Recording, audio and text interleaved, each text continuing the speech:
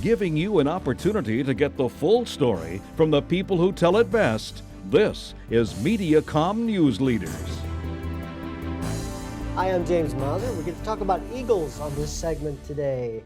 Eagles in Missouri, they're pretty plentiful in some spots, and we'll tell you all about that in just a second. But let me introduce my guest over here, Brady Lichtenberg, who's with the Missouri Department of Conservation, a wildlife biologist. Yes, Hello. sir. Thank you for having me, James. Good to have you here. I think it's the first time I've talked to a wildlife biologist on this segment. Awesome. Yeah, how long have you had this title? Just over a year now. I've worked with the Conservation Department between part-time and full-time salaried since 2012. But I've been a wildlife biologist just over a year. So you're learning quite a lot about the wildlife in central Missouri, but do you hone in specifically on eagles? We do some with the eagles. The eagles don't really take a whole lot of active management. We more just kind of provide the habitat and they show up and kind of manage themselves. We do have on our conservation area 2 nesting pairs of eagles and 2 other nesting pairs that are in the general vicinity close to our conservation area down there. So they are in the area, but as far as working with them, hands on, hands off, we don't do a whole lot. Okay. They kind of manage themselves. Does the area need to be maintained from time to time? It does, absolutely. Eagle Bluffs Conservation Area is a 4,200 acre wetland area owned and managed by the Conservation Department. So it does take a lot of active management just to try to provide as much habitat as we can for the eagles and the small game, large game that use the area, as well as a lot of migrating water birds that work their way through Missouri here in the fall and spring migrations. So what would be an example of what you would have to do for the eagles? For the eagles, we basically just have to provide some areas with water that would hold and maintain some river fish. They're fishermen and they are scavengers as well. So specifically, there's not a lot that we have to do for the eagles. We have to make sure that the trees that their nests are in are protected, make sure that they're not getting burned up by any of our prescribed fires or that kind of thing. If there's anything that we can do to protect those trees, we do. We try to keep people back from them whenever the eagles have little ones in their nest. But other than that, the eagles, they're pretty self-maintained.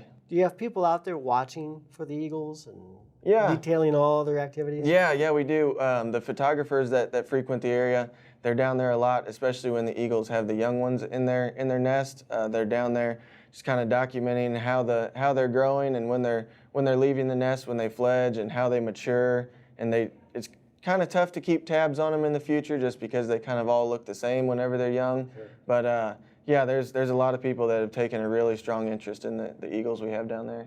The Eagle Bluffs Conservation Area is, we were just talking about this, but to get there from Columbia, as you head south on Providence from Rockbridge Elementary School, you go about 7 miles? Yeah, about 7 miles down Highway K there. Just stay on Highway K.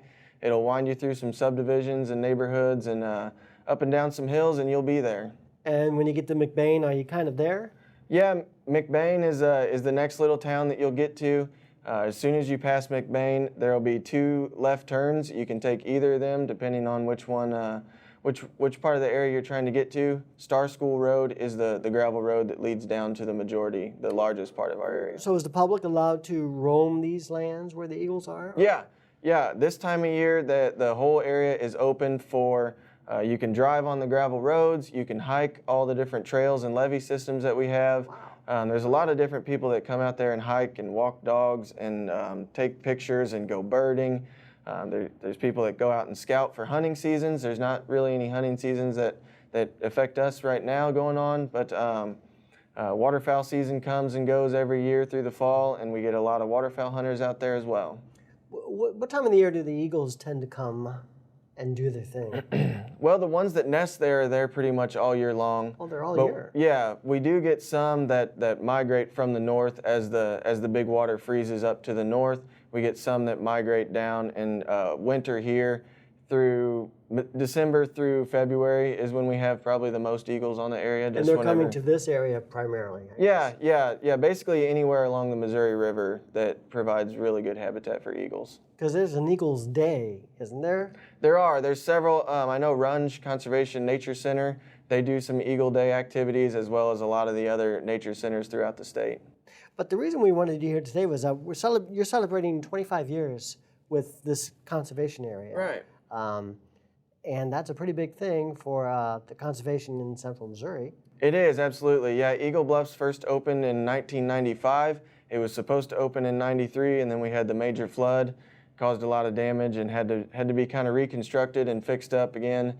But then opened its doors in 95 and has been open ever since. So this upcoming spring will be our 25th anniversary, and we're going to have an open house to celebrate that. Okay, come back and we'll talk about that as we closer to the spring date, right? Absolutely. Okay, I've got a website, mdc.mo.gov for more information, or 573-445-3882. Brady, That's correct. thank you so much. Good talking to you about eagles. Yes, thank you. See you on a future interview. All righty. Thank you.